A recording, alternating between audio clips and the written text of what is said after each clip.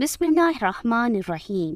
आज हम जानेंगे कि सदका फितर क्या है, कब और किस पर वाजिब होता है, इसकी अदायगी का वक्त और मिकदार क्या है, अगर माल हलाक हो जाए तो क्या तब भी सदका फितर वाजिब है, क्या अपने बच्चों, वालिदैन और दीगर रिश्तेदारों की जानिब से सदका फितर अदा किया जा सकता है या उनकी इजाज़त लेना ज़रूरी है।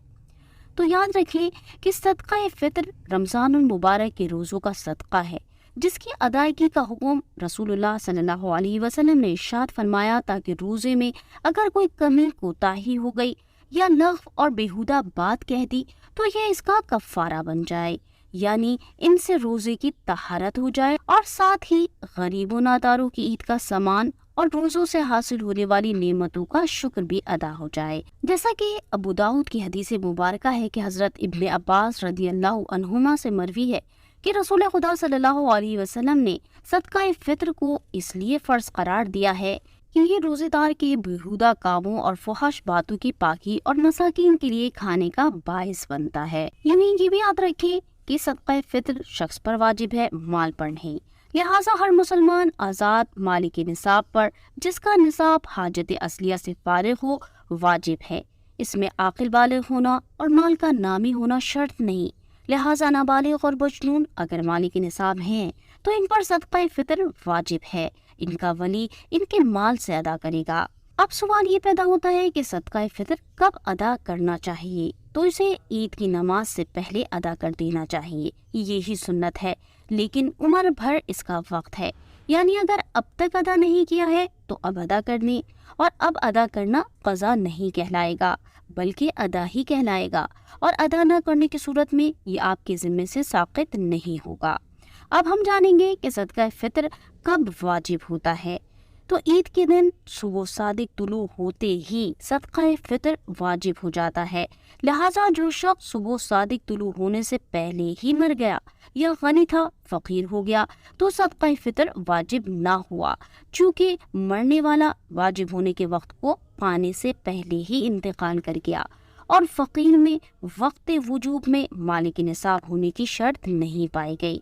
हाँ, अगर तुलू होने के बाद मरा या गनी फ़कीर हुआ तो वक्त और शराइत पाए जाने की बिना पर वाजिब है। यूं ही सुबह सादिक तुलू होने से पहले बच्चा पैदा हुआ या काफिर मुसलमान हो गया या फ़कीर गनी हो गया तो वक्त और शराइत पाए जाने की बिना पर सदका फितर वाजिब है। इसी तरह ये भी याद रखें कि सदका फितर अदा करने के लिए माल का बाकी रहना भी शर्त नहीं है। माल हलाक होने के बाद भी सदका फितर वाजिब रहेगा, साक़ित नहीं होगा। यूं ही इसके लिए रोज़ा रखना शर्त नहीं है।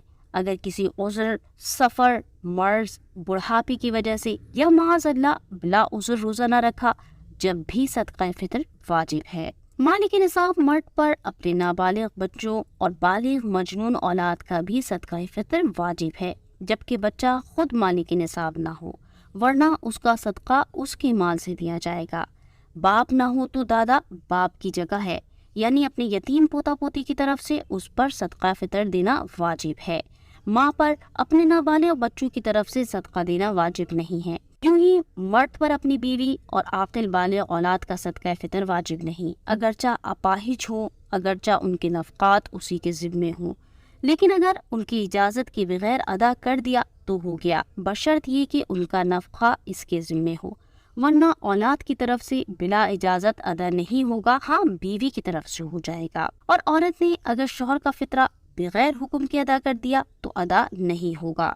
माँ बाप, दादा दादी, नाबालिग भाई और दीगर रिश्तेदारों का फितरा इसके ज़िम्मे नहीं है और बगैर हुक्म के अदा भी नहीं कर सकता। अब हम आते हैं सदका फितर की मकदार की तरफ। तो सदका फितर की मकदार ये है कि गेहूँ या इसका आटा या सत्तू निस्फ सा, और खजूर या मुनक्का या जौ या इसका आटा या सत्तू 1 सा। लेकिन याद रहे कि सा की मकदार में उलमाए किराम में इख्तिलाफ है। मुहतात कौल के मुताबिक निस्फ सा की मकदार 2 किलो 50 ग्राम है और 1 सा की मकदार 4 किलो है। लिहाजा ज़्यादा मकदार को मयार बनाकर सदका फितर अदा करें ताकि गरीब का ज़्यादा से ज़्यादा फ़ायदा हो सके। यूँ ये भी याद रखें कि गेहूँ, जौ, खजूरें और मुनक्के से सदका फितर अदा किया जाए तो इनके वज़न का एतबार है, कीमत का नहीं। لہٰذا اگر نصف سا عمدہ جو دی جس کی قیمت 1 سا کے برابر ہے تو جتنی مقدار دی ہے اتنی ہی ادا ہوگی، باقی نصف سا کا ادا کرنا اس کے ذمے پر باقی ہے۔ اسی طرح گیہوں اور جو وغیرہ کی قیمت لگا کر بھی صدقہ فطر ادا کر سکتے ہیں، لیکن اگر خراب گیہوں اور جو کی قیمت دی تو اچھے کی قیمت سے جو کمی ہو اسے پوری کر لیں۔ اس صورت میں ادائیگی کے وقت اس دن جو بازار کی قیمت ہو اسی کا اعتبار کیا جائے گا۔ ان 4 چیزوں کے علاوہ اگر کسی دوسری چیز سے فطرہ ادا کرنا چاہے، مثلاً چاول، جوار، باجرہ یا کوئی اور غلہ یا کوئی اور چیز دینا چاہے تو قیمت کا لحاظ کرنا ہوگا، یعنی وہ چیز نصف سا گندم یا 1 سا جو کی قیمت کی ہو۔ صدقہ فطر میں بھی مسلمان شرع فقیر کو مالک کر دینا شرط ہے۔ صدقہ فطر کو وقت سے پہلے بھی ادا کیا جا سکتا ہے جبکہ وہ شخص موجود ہو جس کی طرف سے فطرہ ادا کیا جا رہا ہے۔ اس کے مصارف بھی وہی ہیں جو زکوٰۃ کے ہیں، یعنی جن لوگوں کو زکوٰۃ دے سکتے ہیں انہیں فطرہ بھی دے سکتے ہیں، اور جنہیں زکوٰۃ نہیں دے سکتے انہیں فطرہ بھی نہیں دے سکتے، سوائے عامل کے کہ اس کے لیے زکوٰۃ ہے لیکن فطرہ نہیں۔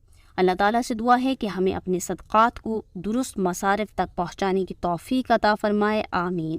اسی طرح کی مزید علمی ویڈیوز کے لیے ہمارے چینل کو لائک اور سبسکرائب کریں اور بیل نوٹیفیکیشن کو آن کرنا نہ بھولیں تاکہ آنے والی ویڈیوز پر وقت آپ تک پہنچ سکیں۔